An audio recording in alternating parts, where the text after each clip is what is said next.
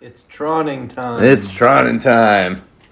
Tron. It is I, Tron, John Tron. Got Well- canceled. Welcome to the Codpast. This is V.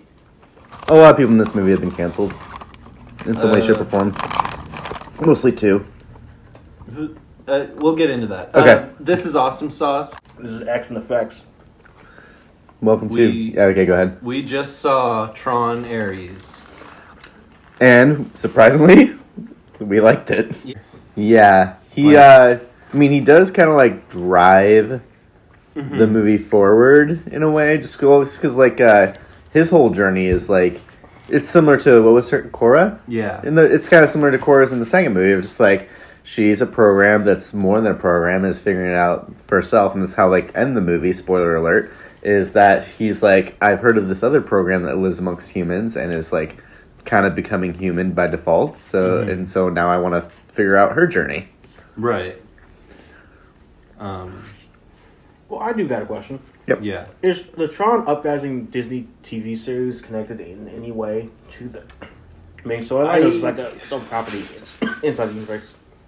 You know, I don't really know that much about it. I've heard it's very good. Yes, it is. And I've heard people wanted it to be canon, but I don't know that it's ever really confirmed to be. Okay.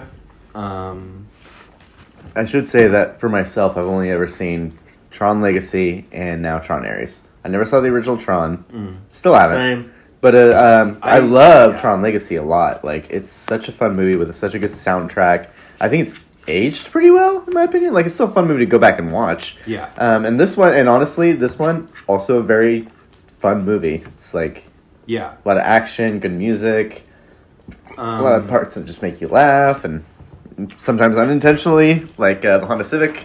Oh, yeah. That was such a funny scene. He's like a 2002 Honda Civic Si. The best ride in the world. And then, yeah, seeing this one kind of, like, reminded me how much I love Tron Legacy.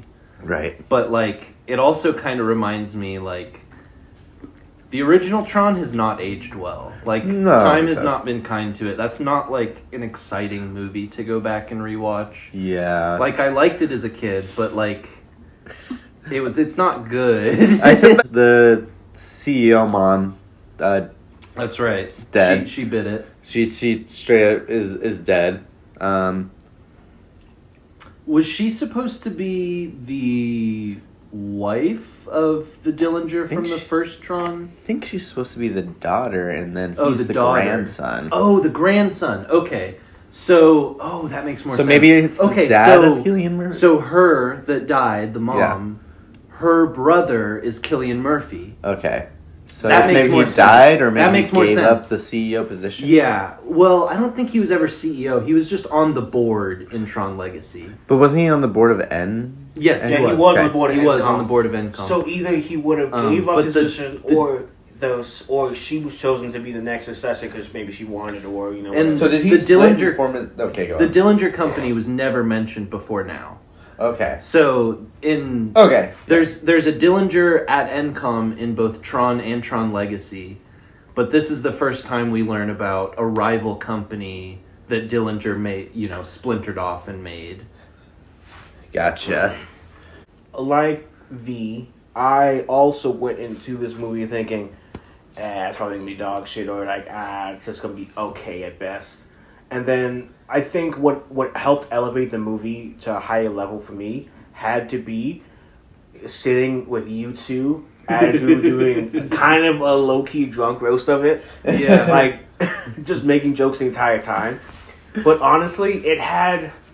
I wouldn't say first John Wick, but I'd say kind of similar to like a second John Wick, where like the vibe of like that Stone Cold protagonist who also you see has a little bit of heart to them, focuses on the action, less of the performance of the main actor, and just being Stone Cold but like doing his job and getting it done.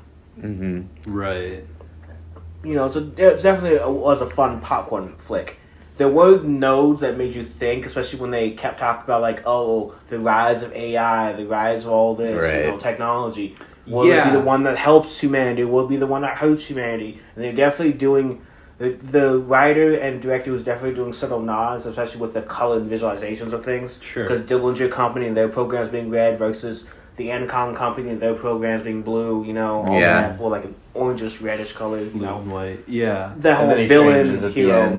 end. What I was going to say is I think the way it works is users have white lights Mm-hmm. and programs can have basically whatever color light. Yeah, red, blue usually. Yeah, red, blue. There's a couple green, sometimes orange. Clue is orange, but yeah. The users are usually white. So what we've learned is white is good and Well, I mean, if you really want to dive down that rabbit hole, like the internet side of me was like, someone's definitely gonna talk about how why is the black female character the villain? That did cross that almost my feels mind. more progressive. No, that did cross my mind at one point where I Black was women like, can be evil too. It's okay. It's 2025. Cut this. Okay, he's Why joking. would you say that? like it would have been nice to get. Oh man, I forget his name now. But the guy that plays the original Tron. Right. It would have been cool to get him back. He's never been back. He wasn't. He was in Tron Legacy. He was in Tron Legacy? Yeah. Oh, I didn't really remember. Yeah, he was in the original Tron and Tron Legacy, but they didn't have him back for this, which is. I mean, was he in the back? Was he in the backstory scene where Tron got flipped to be part of Clue's clique? and he does the Okay, yeah. voice, and I think he does the voice in Tron Evolution. Uprising. That's the TV show. I think he does the voice of Tron in that. What's his name in Legacy? The Rizzler? The Rizzler.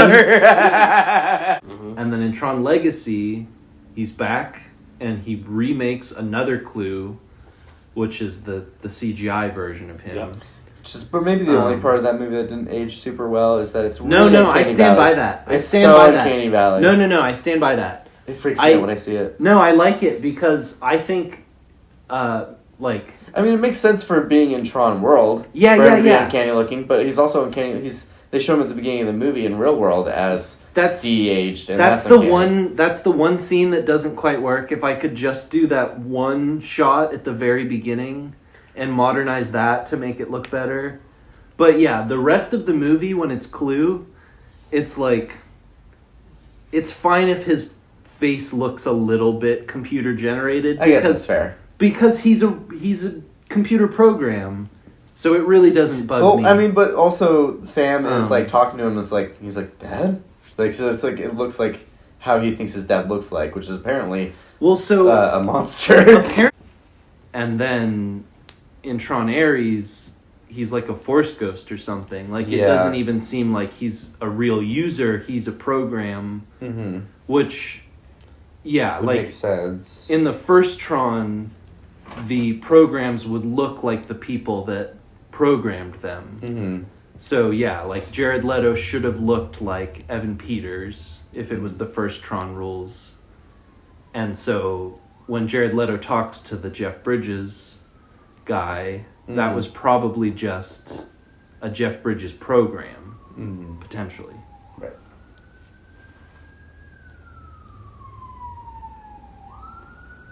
I'm gonna guess.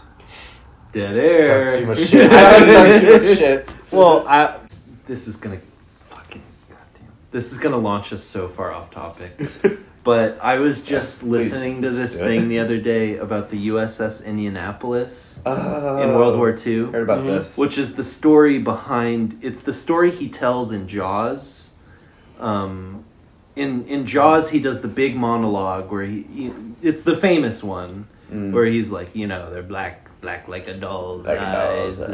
Like he does this. He tells this big monologue about, and he was fucking drunk when he gave the monologue when they were filming the movie. Anyway, most actors in that time were. Yeah, we don't have to get too far into Jaws, but basically the story was that this ship sank in World War II, and 900 of these U.S. soldiers ended up in the water. And it was like the Pacific, so it was warm water. It wasn't like Titanic, like you freeze immediately. Right. Like they were out there for I think 3 days. They were out there for days, and it's warm. Like you're not. So that's not an issue. Flash. Well, and then so the only thing you really need to worry about would be like sunburn and dehydration, right? Right. Like, you'd never want to be in a shipwreck, but like that scenario is not too bad. It's like, okay, we'll just float around for rescue. Mm-hmm. But they just got fucking swarmed by sharks. Like, it started with like they picked off all the dead people, right? And then the sharks came through and they started picking off the stragglers and the weak and the injured and stuff. And then by like, the second day, the sharks were just full on, just like attacking. Feeding frenzy. Yeah, just a full on feeding frenzy on these soldiers that have no way of fighting back. They're just floating in the middle of the ocean. Well, yeah, you can't. Yeah, like hundreds of people. Dude, I just heard this retelling of this story, and it gave me nightmares thinking about it. Because like when the sun goes down at night and you're just floating in the middle of the fucking ocean. See. And you've seen other of your friends getting eaten by sharks, and you're just like, well, I gotta keep kicking to stay alive. Well, remember, like there's fucked. Yeah, there's no like ambient light coming from somewhere else in the water. Yeah, it's pitch black. You got the moon and the stars, and that's it. And you have some of your buddies to talk to, maybe. Yeah. Imagine how free you'd be. Like, you keep hearing those friends get farther and farther away. Oh man, that's terrifying. Fucking terrifying. Like, we just did a creep cast. Yeah. No, this is your October spook cast. This is the Halloween. This is the Halloween episode you're getting this year. Did you ever post our Halloween episode from last year, by the way? Yeah. By the way, Jesus. I don't know. That's a $5 a month tier. I don't know what these are, but use YouTube hype points on us. You hype what the this hell video. Is that? Like it, subscribe it, and hit then hype bell. it.